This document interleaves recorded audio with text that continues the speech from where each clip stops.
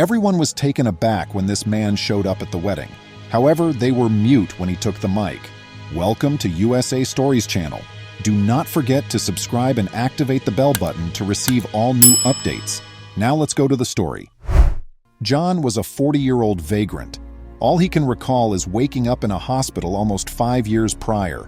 He wasn't even sure of his own name, but he was dubbed John by the medical staff, so he went by that. He was informed at the hospital that he had been discovered on the side of the road, barely alive.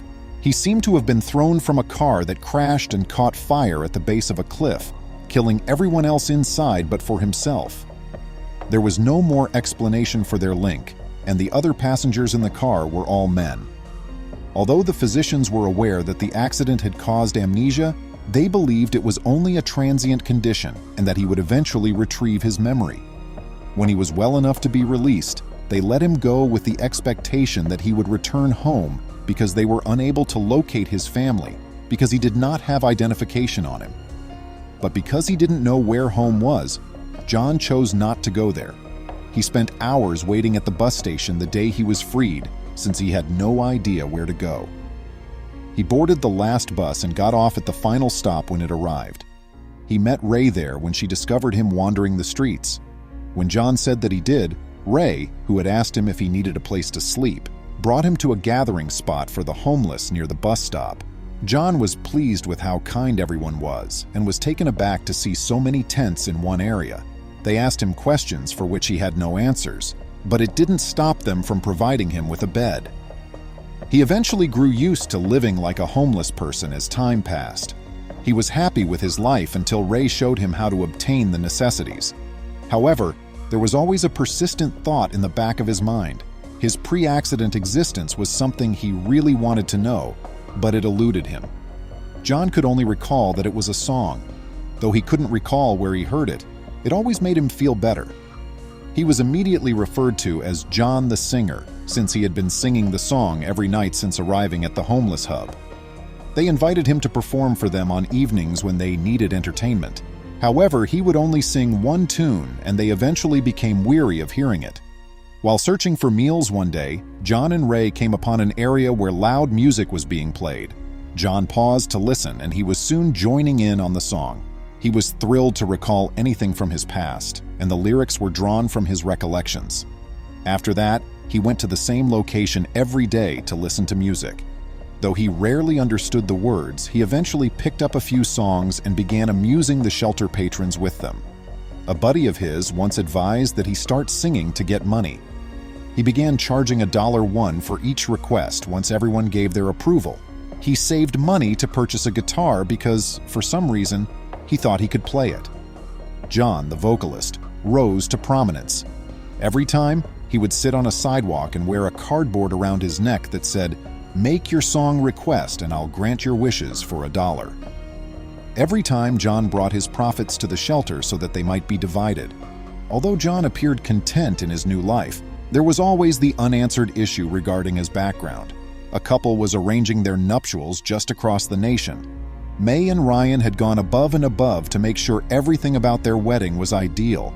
To have their fairy tale wedding, they had put off the event for years. It was all part of their ideal, so they purchased the luxury clothes and even organized the destination wedding. But as the wedding day drew nearer, May began to experience sadness. She had fantasized as a child of having her father escort her down the aisle, but he was not present, so she was unable to share the important occasion with him.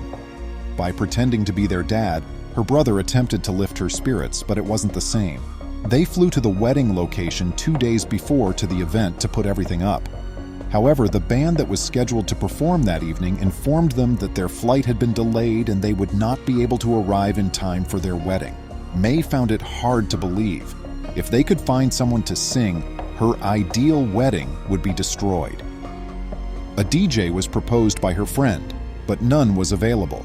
Then someone proposed using their phone to create a playlist of music for the wedding team and plugging it into the speakers. May couldn't bear the thought of it and started crying, but she had no choice but to comply. Following the resolution of the music issue, the groom and his pals celebrated the Bachelor's Eve in the town. They heard a homeless man sing to a gathering of people while they were traveling. The groom had an epiphany after hearing his thunderous voice.